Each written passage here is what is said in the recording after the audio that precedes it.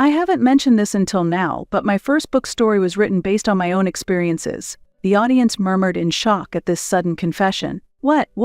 My parents, confused by the situation, were startled by the audience's reaction. I intend to ensure they never lift their heads to walk outside again. Dressed in a pure white wedding gown, I made my first and last challenge against my parents who had betrayed me. My name is Violet Howard. I am 30 years old. A life full of ups and downs and complex turns, that's the perfect way to describe it. I have a brother named Barton, who is 3 years older than me. Since childhood, with his fair skin, large eyes, and rosy cheeks, my parents would proudly show him off as if he were an angel. Even as he grew, he retained his beauty, excelled in his studies, and had such a kind personality that he was always the center of attention. In contrast, I was born large, with small eyes, and was often mistaken for a boy. I was deeply hurt when I overheard my parents laughing about how I wasn't the angelic baby they had hoped for, but instead, they were disappointed by how ugly I was. I was constantly compared to my older brother, both in appearance and performance,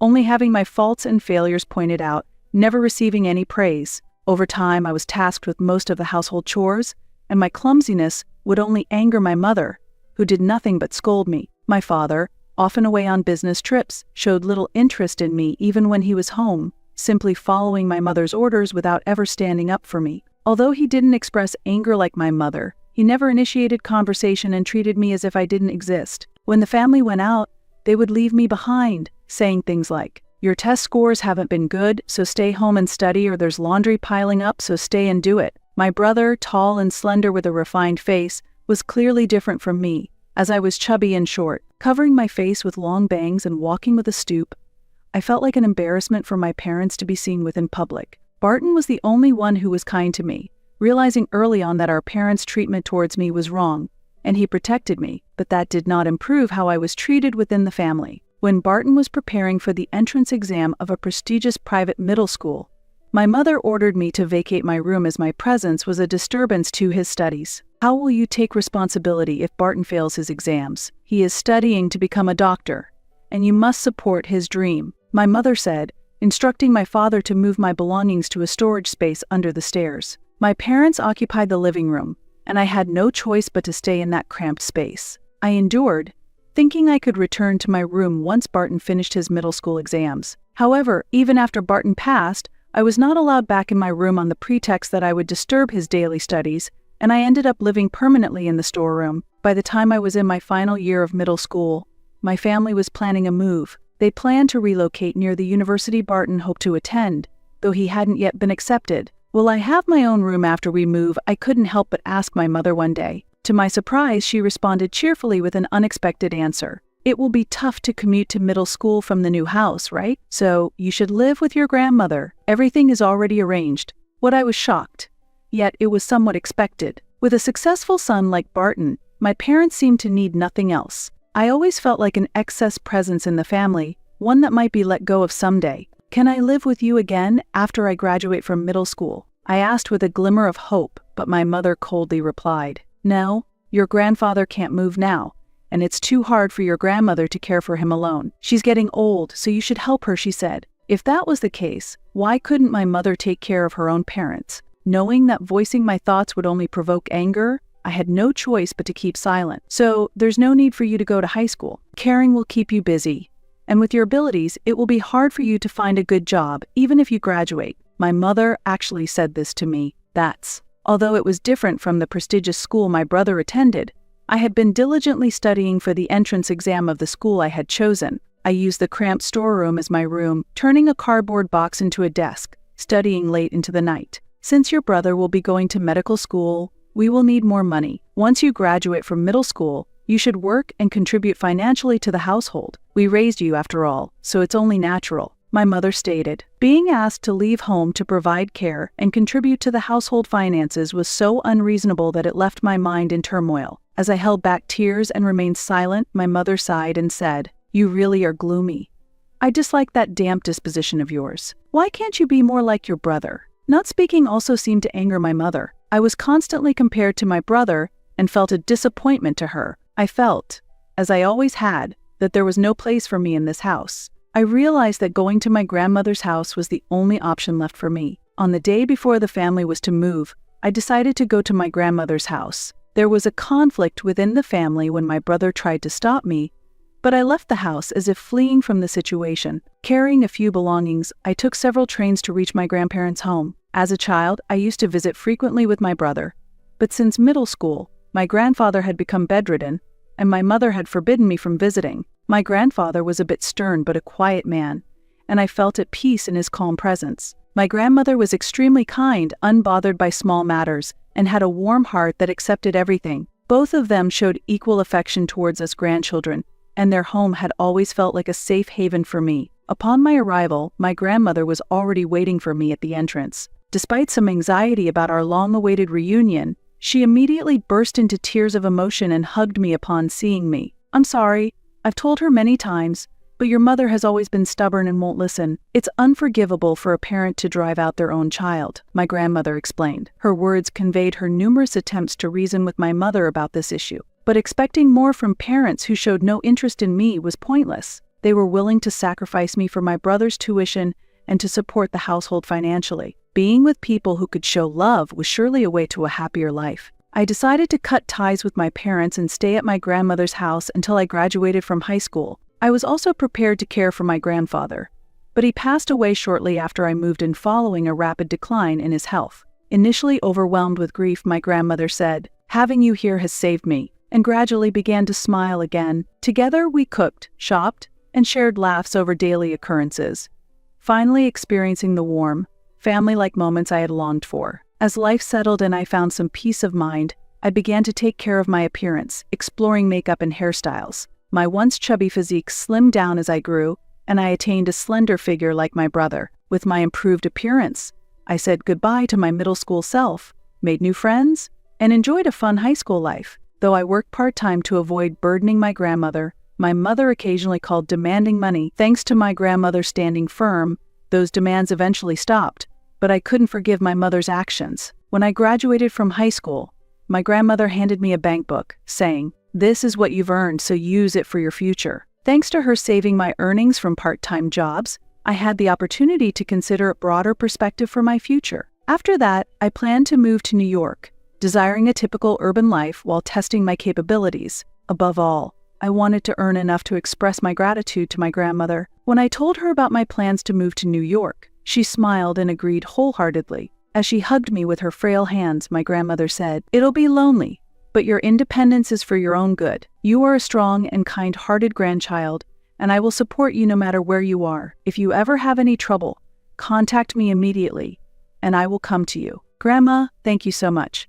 I'll do my best. With the warmth of family and unconditional love my grandmother taught me, I vowed to become a respectable adult and repay her kindness. 8 years have passed since then. Now, I live a busy but fulfilling life as a young, notable novelist. Initially, when I moved to New York, I worked a clerical job at a small company while writing novels as a hobby. Writing had become a daily routine for me, a way to escape to different worlds since I didn't have a place at home. I repeatedly edited what I considered my best manuscript and mustered the courage to submit it to a Newcomers Literary Award. Winning the grand prize led to my debut as an author. Since then, with a bit of luck and a lot of support from others, I have consistently produced hit works. I thought living solely for my work wasn't bad, but then I met someone special in my life. After a year of dating a partner I met through a friend, we decided to get married. I had been skeptical about marriage due to my harsh family background, but his kindness and understanding of my past encouraged my decision. My life was full,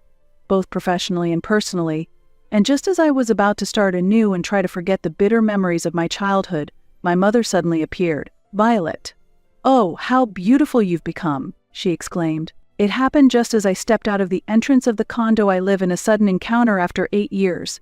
It felt as if a stranger had bumped into me.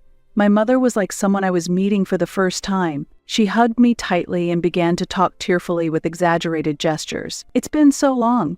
I just had to see you. I got your address from Grandma. I'm so happy to see how wonderfully you've grown," she said. I felt uncomfortable with her demeanor, and my skin crawled at her touch. "I had heard from Barton that you became a writer, but I had no idea you were successful enough to live in such a fabulous condo. You must be doing quite well. How much are you earning?" Her sudden reappearance and probing questions only highlighted her unchanged nature, raising the old discomfort and suspicions about her intentions. Seeing my mother immediately start a conversation about money during our long overdue reunion reminded me that she hasn't changed a bit. The reason I used a pen name was because I didn't want to share the same last name as my parents. And you're getting married, right? I heard it's to a doctor. Really impressive. I'd love to hear more about him, my mother said. It was the first time I heard praise from her, but it was only about my fiance's profession. Barton already has his own family and says he can't spare more money for us. After all the money we spent to help him become a doctor, he only thinks about his own family. Such an ungrateful person. But you don't have children yet, and you must have some financial leeway, right? Ever since Barton stopped helping, we've been struggling. It's only natural to have one's own family. It's unreasonable for my brother to ignore his own life and continue supporting our parents. I knew from my grandmother that my grandparents had actually provided substantial help for my brother's education. Seeing my self-centered mother brought back bitter childhood memories. And then I thought, now that I'm an adult, I feel the perfect timing for revenge on these toxic parents has arrived. I intend to inflict a thorough social punishment on them, ensuring they never dare show up before me again. Well, but I can't decide on financial matters alone. I'll have to discuss it with my husband, I said. Oh, thank you. You really are my sweet child, my mother exclaimed happily. Seeing her trying to ingratiate herself, I forced a smile while suppressing my disgust, and continued the conversation. Actually, my wedding is next week. My grandmother was supposed to attend in place of my parents, but I really want you to come too. I'll introduce you to my new family. Oh, is that so? You shouldn't call your grandmother for our role. We should properly play our role as parents, my mother said. It was hard to endure my mother's words belittling my beloved grandmother, but it was the time for me to be patient. The following week, this person would no longer be able to act superior, nor would she be able to walk outside with her head held high. My grandmother was surprised when I told her that my mother had visited and what she had talked about. She was upset because she had not given my mother the address. Indeed, it had been so long since we'd been in contact, so her sudden visit was suspicious. She must have sneaked a look at your contact information, she deduced angrily. As we discussed the special plans for the wedding, my grandmother eagerly agreed and was happy to support my proposals. On the day of the ceremony, both my father and mother appeared at the venue. Meeting my father again after such a long time didn't evoke any special feelings. I merely noted that they had aged. They seemed uninterested in me and had come merely following my mother's lead, unchanged and predictable as ever. I had previously introduced them to my husband and in-laws. Since my husband and in-laws only knew that I had been out of touch with my parents, they were surprised by their appearance but welcomed them. At the venue, we hastily set up a specific table for my parents. Instead of the usual round tables, a rectangular table usually used at the reception was placed at the very front center. It was decorated with a white tablecloth but was clearly makeshift, equipped with ordinary folding chairs. This seating arrangement was something I had specifically requested to be made, and it attracted a lot of attention. Unfortunately, I was still getting ready at the time, and didn't see their initial reactions, but my grandmother filled me in later. Ah, my mother exclaimed in surprise. What's the meaning of this? Why are we the only ones at such an embarrassing table? She complained to the venue staff. My grandmother tried to soothe her. It was a last-minute change, so it was unavoidable. Eventually, my parents were seated in the best seats at the front and center of the stage. People around them looked on curiously, but my vain mother mistook their gazes for envy and quickly adjusted her attitude, declaring, "Well, I'll endure it and sit here." My father showed no particular interest and immediately reached for a drink as soon as he sat down. For my shameless parents, even a poorly spotlighted seat seemed to pose no issue. The ceremony proceeded smoothly. Seeing my grandmother tear up and beam with joy at my appearance in the wedding dress made the whole event feel profoundly meaningful. During the highlight of the ceremony, when I read the letter of thanks to my grandmother, my mother initially objected to me reading it in front of the guests. However, I assured her, "There will be a time at the end for you and Dad to be introduced, so please listen carefully until then," convincing her to stay seated. While I read the letter, my parents showed no emotion and sat looking bored.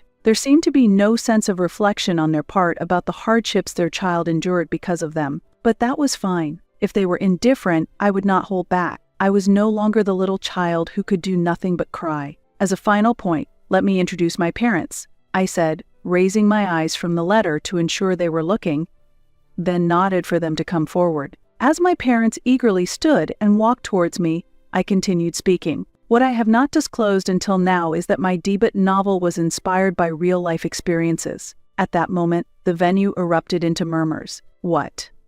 My parents seemed confused by the reaction of the crowd. The debut novel. which won a Newcomer's Award and became a bestseller, had made me a well-known young author. However, my disinterested parents seemed to not even understand the contents of that book. As those who have read my book might know, the protagonist is mistreated by their parents from a young age and ultimately abandoned. I, too, was constantly told I was inferior compared to my brother and grew up being negated in everything. Whenever the family went out, I was always left behind to take care of the house, I explained. But in my 3rd year of middle school, I was discarded by my parents and told to live with my grandmother. I was forced not just to forego high school, but to work and help support their household while caring for my grandfather. Gasps of surprise rose from the venue. It's unbelievable. After treating their own daughter like that, how can they show their faces at her wedding where the criticisms heard around? These revelations not only served to expose the truth, but also to finally hold my parents accountable in the eyes of those who had once known us as a family. Such a thing was true. Truly appalling murmurs of astonishment echoed through the room. My mother attempted a rebuttal. "Violet, don't say it like that. We just asked Grandma to help out a little with raising you." Just help out?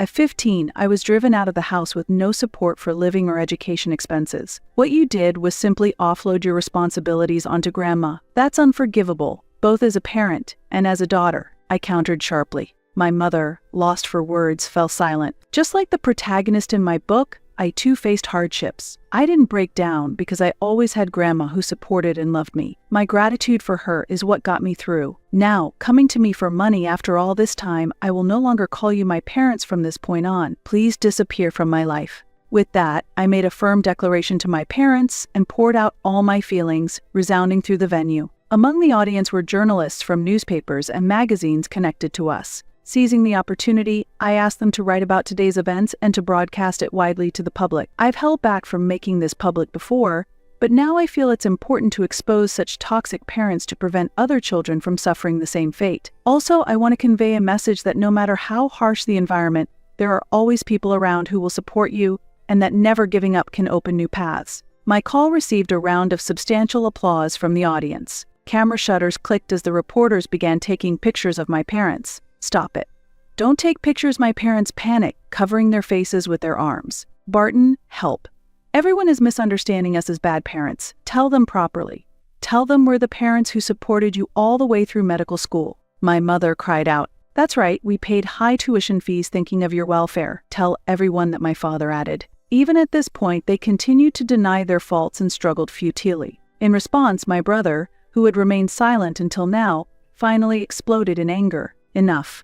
Be quiet," he shouted across the hall, reprimanding our parents. His forceful intervention silenced them, marking a definitive end to their attempts to sway public opinion in their favor at the wedding. The narrative of my story, underpinned by their response, stood vindicated in the eyes of all present. With a sudden scream, my mother collapsed to the floor in shock. My father stood frozen, his mouth agape in astonishment. Seeing my usually calm and gentle brother raise his voice and yell was a sight that surprised not only our parents but everyone around. "Graduated me from medical school? Your true intent was to have me earn as a doctor. I had different dreams, but you dismissed them as unprofitable and forced the path of a doctor on me. Day in and day out, you pressured me, saying we're even going into debt for this and your sister is enduring for your sake, only adding to my suffering as a child." My brother revealed. His confession shocked me. He too had been struggling alone under our parents' pressure. "When Violet was kicked out, I truly wanted to go with her and escape to Grandma's. I was worried about Violet and wanted to leave the house too. But Grandma stopped me, saying, 'Don't abandon your situation for your parents. Do it for your own future.'"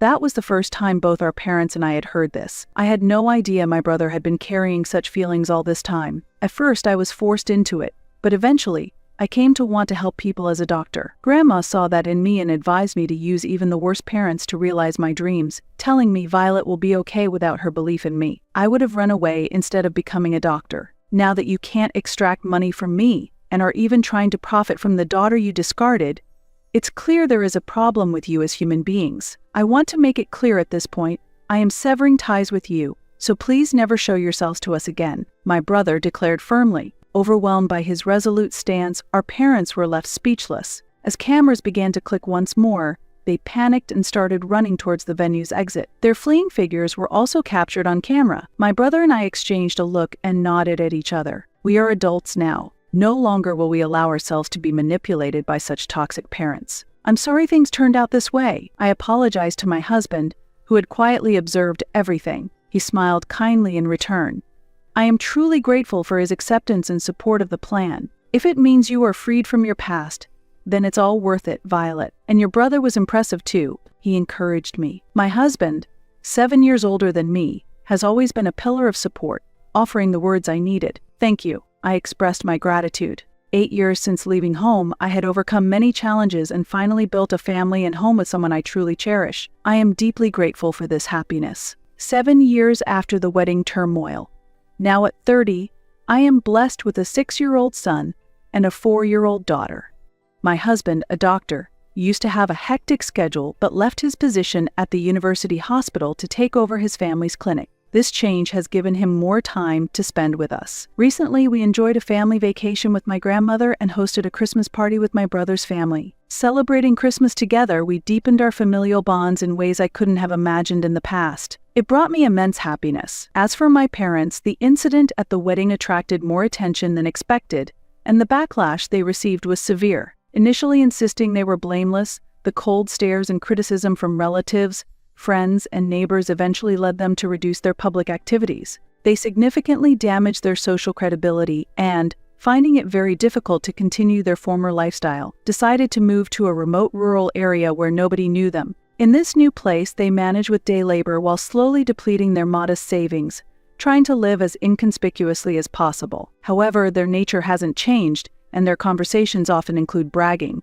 clearly taking pride in their urban origins, which makes it hard for them to fit in with the local community. I heard about their situation from a trusted journalist friend, and many now know of them as my toxic parents who stirred public uproar. I am convinced that cutting ties with them was a wise decision. Achieving my goals of ensuring they could not raise their heads to go outside and never appear before me again especially brought me a great sense of relief. Meanwhile, the unexpected turn of events at the wedding not only made headlines but also brought renewed attention to my debut novel, leading to an unexpected and exciting opportunity for it to be adapted into a drama. Though I wasn't fortunate with my parents, I am blessed with a wonderful brother and a loving grandmother. Now I am building a happy family life with my loving spouse, surrounded by our delightful children. I couldn't ask for more happiness than this. Tomorrow is Grandma's birthday, so let's make lots of special dishes. I called out to the children playing in the yard, and they all cheered in joy. At that moment, their bright, shining smiles and hearty laughter warmed my heart further,